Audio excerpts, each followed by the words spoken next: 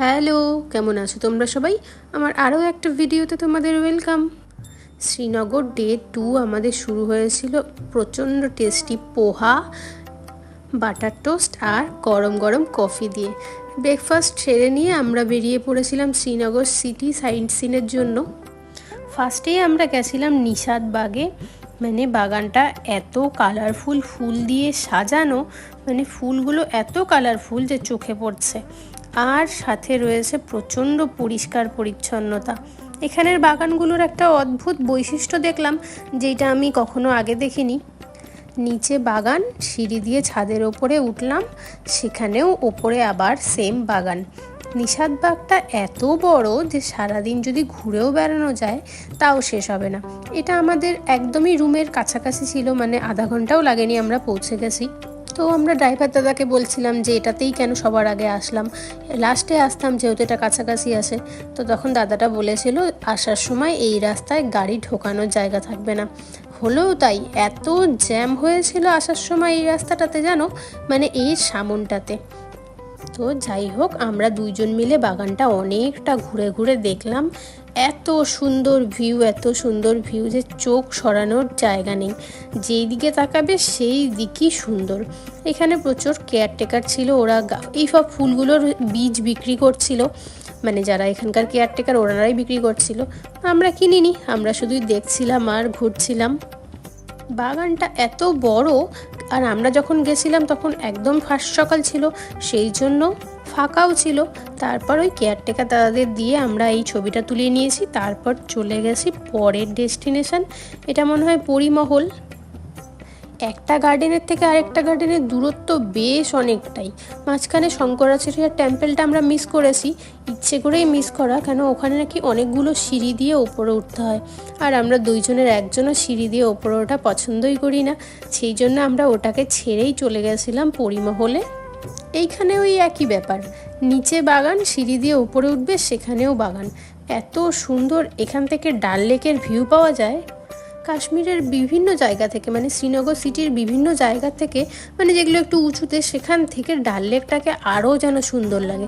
ডাল লেকের পাশে বসে থাকলে এক রকমের সুন্দর, ওপর থেকে দেখতে আরেক রকমের সুন্দর। দেখতে পাচ্ছ সামনে ডাল লেক দেখা যাচ্ছে। তো আমরা পুরো জায়গাটা প্রায় দুজন মিলে হেঁটে হেঁটে ঘুরে বেরিয়েছি। আর এখানেও ছিল, নিশাদবাগেও ছিল, যে এই ওদের ড্রেসগুলো পরে ছবি তোলার মতো ব্যবস্থা ছিল। আর আমরা এখানে যখন গেছিলাম, স্কুলের কিছু ট্রিপ এসেছিলো, মানে বাচ্চাদের দল এসেছিলো। তো তাই পরে আমরা গেছিলাম চশমে শাহি। তো যাই হোক, এটাও একটা কাশ্মীরি বাগান, যেখানকার টিকিটগুলো ওই 30 টাকা, 40 টাকা, 60 টাকা এগুলোর মধ্যেই একটা। প্রত্যেকটাতেই এরকমই টিকিট ছিল মোটামুটি। আর গিয়ে আমি একটা রিলও বানিয়ে নিয়েছি, মানে বরমাসে আমাকে রিলও বানিয়ে দিয়েছে। তারপর এখান থেকে আমরা ঘোরাঘুরি করি। এখানেও ছিল ভীষণ সুন্দর সুন্দর ফুলের গাছ, মানে বাগান। আর বললাম তো, কালারগুলো এত সুন্দর যে চোখে যেন আটকে থাকছে কালারগুলো। প্রত্যেকটা বাগানই আমরা বেশ অনেক সময় ধরে থেকে ঘুরে দেখেছি, মানে আমরা অনেকটা করে সময় কাটিয়েছি, কেন কি এই দিন আমাদের শুধু শ্রীনগরই ঘোরার ছিল। তারপর আমরা চলে এসেছি হজরতবাল শিরিনে। তো এখানে ভেতরে ঢোকার জন্য মাথা ঢাকা, হাত ঢাকা থাকা বাধ্যতামূলক, মানে হাত কাটা বা হাফ হাতা কোনো জামা কাপড় পরে তোমরা ভেতরে ঢুকতে পারবে না। এখানে সবাই পায়রাদের খেতে দিচ্ছিল, এত সুন্দর জায়গাটা ছিল, কিন্তু ভীষণ ভয় লাগছিল, সেই জন্য আর বেশি ভালো ভিডিও নেই। তারপরে এসেছিলাম এই গার্ডেনটাতে, এইটার নাম আমার ঠিক মনে নেই। তোমরা যদি ভিডিও দেখে কেউ চিনতে পারো তাহলে আমার কমেন্টে অবশ্যই বলো এই গার্ডেনটার নাম কি ছিল। এখানে আমরা অনেক সময় ছিলাম, তারপর পেয়ে গেছিল খিদে, আর এই জঘন্য বিরিয়ানি খেয়েছিলাম। তো যাই হোক, মনের দুঃখ। তারপরে আমরা আরও অনেকগুলো কিছু ঘোরার ছিল, কিন্তু সবই এই একই রকম বাগান, আর যেটা আমাদের দেখার একদম ইচ্ছে ছিল না, তার জন্য আমাদের ড্রাইভার আমাদের এই জায়গাটাতে নিয়ে এসেছিলো। এইখানেই পাহাড়ের রাস্তা শেষ হয়ে যাচ্ছে, ওই যে দূরে ডাল লেক দেখতে পাচ্ছ। তারপর আমরা এখানে বসে দুজনে একটু সময় কাটাই, তারপর দুজন মিলে নিচে নেমে চলে আসি পাহাড়ি নদীর গল্প শোনার জন্য। আর দেখো আমরা দুইজন মিলে এখানে আসার পর কি করলাম। এই যে এই নদীর ঠান্ডা জলে প্রতিযোগিতা হচ্ছে, কে কতক্ষণ পা দিয়ে রাখতে পারবে জলের ভিতরে। যাই হোক, আমারটা স্টার্ট হয়ে গেছে। কত সেকেন্ড হলো? 49 সেকেন্ড। চলো চলো চলো চলো।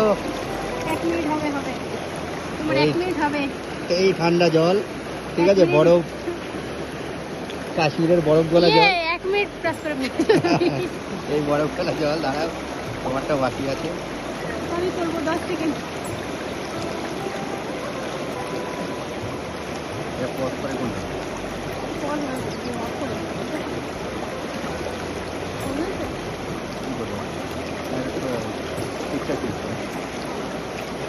এখনো চলছে বন্ধুরা।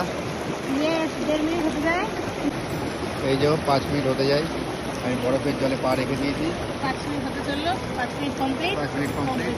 এবার আমি অনেক রিকোয়েস্টে আমি পাটা তুললাম, কারণ কমের এইবার কেমন ঠান্ডা হয়েছে দেখো। দেখেছো মা কেমন ঠান্ডা হয়েছে, দেখে না? কমের পালা, কম দাও। হ্যাঁ তুই ধরো না,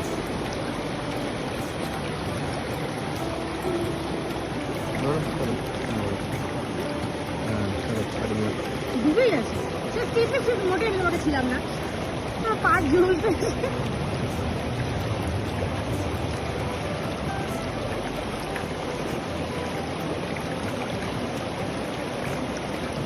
17 সেকেন্ড, এত ঠান্ডা। এবার 20 সেকেন্ড, এবার মনে হচ্ছে পাটা যাবে, পাটা যাবে, পাটা যাবে।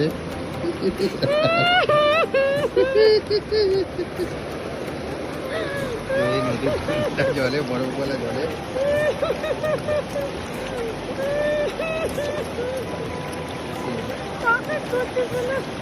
তুই ডোবাও। হারিয়ে রেখে বললে হবে না।